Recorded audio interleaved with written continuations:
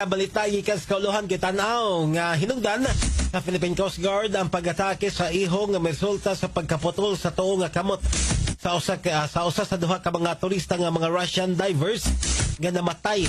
Nasayran nga ang duha ka Russian divers namatay samtang nag-scuba diving dito sa Verde Island, Batangas City nitong Huwebes sa hapon. Nigawas sa investigasyon sa Philippine Coast Guard dito sa Batangas nga nag-diving ang upat ka mga Russian divers. Apan nagkabuwag sila tungod sa kalit nga kusugabaw. Gidalapas na balanan ang unang Russian apan gideklarar kini nga dead on arrival.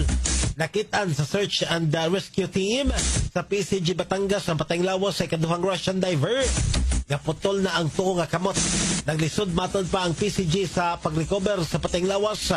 Gatos biktima tungod kay daghang iho nga nagpalibot nini. Gitan-aw hinungdan usab ang pag-atake sa iho nga mo'y usa sa hinungdan nga naputol ang tuo nga kamot sa usa sa mga biktima. Samtang napauli na ang patayng lawas sa biktima sa Puerto Galera, Oriental Mindoro. Samtang ang unang namatay nga Russian gidala sa usa ka ospital dito sa Batangas City. Morning na Cebu!